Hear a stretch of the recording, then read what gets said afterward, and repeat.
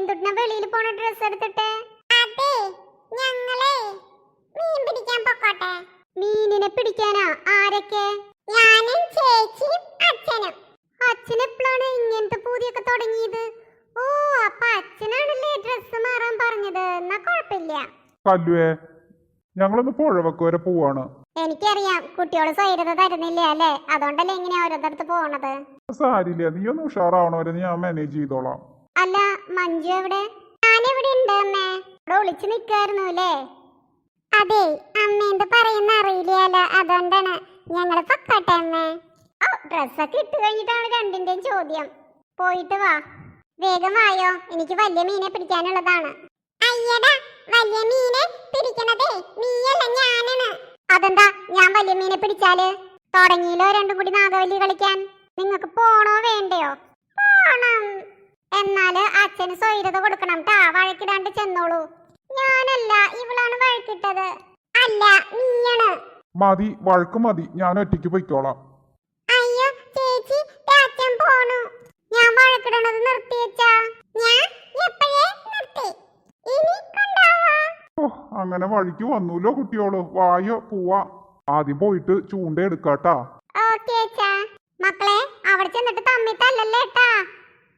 പാവൻ രഘേട്ടൻ എങ്ങനെ കുട്ടികളെ മാനേജ് ചെയ്യോ ആവോ. ആഹാ, ആരൊക്കെയാ വരണേ? വാ വാ. ഹായ് കല്ലു. ആഹാ, രണ്ടുപേരും ഒരുമിച്ചാണല്ലോ ഇന്നിങ്ങടേക്ക്. നിന്റെ പനിയെ പറ്റി കേട്ടിട്ട് വന്നതാണ്. എങ്ങനെയുണ്ട് ഇപ്പോ? നല്ല ഭേദമുണ്ട്. യാസ് പറഞ്ഞിട്ട് ഞാൻ ഇപ്പോഴാണ് അറിഞ്ഞത്. അതോടെ ഞാനും കൂടി വരാന്ന് വെച്ചു. നിങ്ങൾ കട്ട ഫ്രണ്ട്സ് ആയില്ലേ? ആ, കല്ലൂനതില് വിഷമം വല്ലതും ഉണ്ടോ? എന്ത് വിഷമം? എനിക്ക് സന്തോഷേ ഉള്ളൂ. ആ, അവള് കല്ലൂനെ പറ്റി അറിയാത്തോണ്ട് പറഞ്ഞതാണ്. ഒരസൂയില്ല, കുശുമ്പും ഇല്ല, അങ്ങനത്തെ ഒരാളാണ്. അങ്ങടേക്ക് ഇങ്ങടേക്ക് നോക്കി കഴുത്ത് തിരിക്കണ്ട, ഞാനിവിടെ നിക്കാം. അത് നന്നായി. ആ, അപ്പൊ ഞാൻ പറഞ്ഞു വന്ന എന്താന്ന് വെച്ചാ, മറ്റുള്ളവരെ കുറിച്ച് ഓർത്ത് അസൂയപ്പെടാൻ പോയാല് നമുക്ക് ഒരിക്കലും സ്വൈരത കിട്ടില്ല.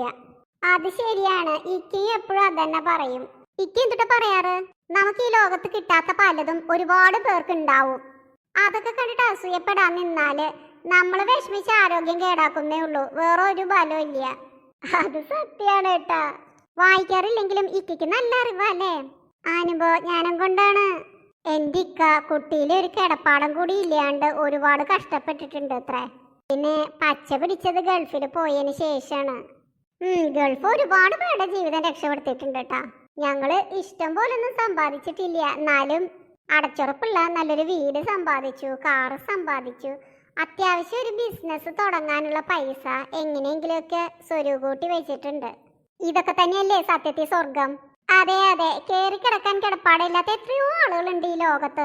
അവരെ സംബന്ധിച്ച് നോക്കിയാൽ നമ്മളൊക്കെ ഭാഗ്യവന്മാരാണ്. നമുക്കൊക്കെ സ്വന്തമായിട്ടൊരു വീടുണ്ടല്ലോ. എന്നാലും എന്റെ കാര്യത്തിൽ എനിക്കൊരു വിഷമമുണ്ട് കേട്ടാ. എന്തേ? കേറി കിടക്കാൻ ഒരു കിടപ്പാടത്തിന്റെ കാര്യം പറഞ്ഞില്ലേ, എനിക്കതില്ല. അല്ല, ബോർഡിങ്ങിലൊക്കെ പഠിച്ച കുട്ടിയല്ലേ, അപ്പൊ അതിന് പ്രശ്നം വരില്ലല്ലോ. നിങ്ങൾ കരുതണ പോലെയുള്ള കാര്യങ്ങള് ഇച്ചായൻ അങ്ങനെ സമ്പാദിക്കുന്ന ഒരാളല്ല. അതിന്റെ ബാങ്കില് ബാലൻസ് ഒന്നുമില്ലേ? അതിനെക്കുറിച്ച് എനിക്കൊന്നും അറിയില്ല. സത്യത്തിൽ ഇച്ചായൻ എത്ര സമ്പാദിക്കണു, എത്ര ബാങ്കിലുണ്ട് ഒന്നും എന്നോട് പറയാറില്ല. എനിക്ക് തോന്നണത് ബാങ്കിൽ അങ്ങനെ വലുതായിട്ടൊന്നും കാണാൻ ചാൻസ് ഇല്ല എന്നാ. നീയെ ചോദിച്ചിട്ടില്ല? ചോദിച്ചിട്ട് ഫലമില്ല, പറയണത് സത്യമായിരിക്കില്ല. എന്തൊരു മനുഷ്യനാണത്. അപ്പോ നീയുടെ പേരൻസ് ഒന്നും തന്നിട്ടില്ലേ? എന്റെ പ്രോബ്ലം അതാണ്, പറഞ്ഞതൊന്നും അവർ തന്നിട്ടില്ല.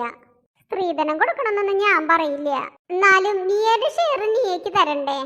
കുറച്ച് എന്തൊക്കെയോ തന്നിട്ടുണ്ട്, പക്ഷെ കൂടുതലും സഹോദരനാണ്. അശ്ശോ, അതെന്താണ് അങ്ങനെ? അറിയില്ല, കുട്ടിയിലെ മുതൽ അങ്ങനെ തന്നെയാണ്. ചില കുടുംബങ്ങൾ ഇങ്ങനെ ഉണ്ട് കേട്ടാ കല്ലുവേ. എനിക്കിത് ആലോചിക്കുമ്പോ തന്നെ വിഷമാണ്. അതെ, കുട്ടിയോളില് തരംതിരിവ് കാണിച്ച് വളർത്തുന്നത് അല്ലേ? അതെ, എൻ്റെ ഉപ്പാക്ക് 2 പെൺകുട്ടികളാണ്, പക്ഷെ ഒരിക്കലും ആൺകുട്ടികൾ വേണമായിരുന്നു ഉപ്പ പറഞ്ഞ് ഞാൻ കേട്ടിട്ടേ ഇല്ല. പിന്നെ ഐഷു ഇപ്പോഴത്തെ മാതിരിയല്ല, ആൺകുട്ടികളെ പോലെ തന്നെ ഭയങ്കര കുസൃതിയായിരുന്നു.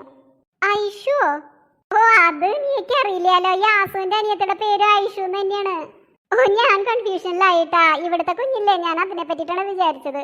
പറയണ പോലെ ഇവിടുത്തെ കാന്താരി നല്ല ചട്ടമ്പിയാണല്ലോ. നിങ്ങൾക്കറിയണ ഏതെങ്കിലും ഐഷു കുട്ടികളും ഇതുപോലെ കാന്താരികളാണോ? ആണെങ്കിൽ കമന്റിൽ എഴുതണം കേട്ടാ.